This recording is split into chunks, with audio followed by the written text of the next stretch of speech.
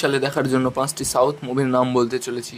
প্রথমটি হলো রেট্রো। এর পরিচালক হলেন কার্তিক সুবার্জার, অভিনেতা হলেন সূর্যা ও পূজা হেগড়ে। এটি একটি রোমান্টিক অ্যাকশন মুভি। এর সংক্ষিপ্তসার যদি বলতে চাই তাহলে এটি একটি অনাথ যুবকের পরিচয় দেয় এবং অতীতের সন্ধানে তার যাত্রাটাকে দেখায়, যেখানে প্রতারণা ও রহস্যময় কাল্টের মুখোমুখি হতে হয়।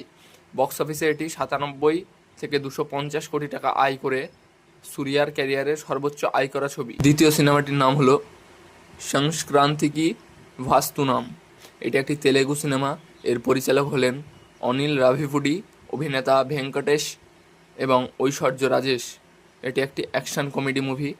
সংক্ষিপ্তসার যদি বলতে চাই তাহলে এক পরিবারের হাস্যরসপূর্ণ ও আবেগঘন গল্প, যা উৎসবের মরশুমে মুক্তি পেয়ে দর্শকদের মনোরঞ্জন করেছে। এটি বক্স অফিসে 300 কোটি টাকা আয় করে বছরের অন্যতম সফল মুভি। তৃতীয় মুভিটির নাম হলো গেম চেঞ্জার। এর পরিচালক হলেন এস শঙ্কর। এর অভিনেতা হলেন রামচরণ এবং কিয়ারা অ্যাডভানি। এটি একটি রাজনৈতিক অ্যাকশন ড্রামা মুভি। এই মুভিটিতে এক রাজনৈতিক সংস্কারকের গল্পের কথা বলা আছে, যারা দুর্নীতির বিরুদ্ধে লড়াই করেন।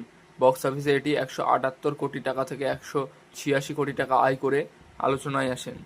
চতুর্থ মুভিটির নাম হলো কান্তারা এ লিজেন্ড চ্যাপ্টার 1। এর পরিচালক হলেন রবি শেট্টি। এটি একটি ধর্মীয় থ্রিলার। মুভিটিতে প্রকৃতি, আধ্যাত্মিকতা ও সংস্কৃতির সংঘর্ষের মাধ্যমে পরিবেশগত সচেতনতা খুব সুন্দরভাবে তুলে ধরা হয়েছে। পঞ্চম মুভিটির নাম হলো অগ্নিয়াথাওয়াসী। এর পরিচালক হলেন জনার্দন চোক্কানা। এটি একটি রহস্য থ্রিলার। এই মুভিটিতে একটি খুনের রহস্য উদ্ঘাটনের গল্প রয়েছে, যেখানে কালা জাদুর উপাদান রয়েছে। এই মুভিটি আপনারা জি5-এ দেখতে পারেন।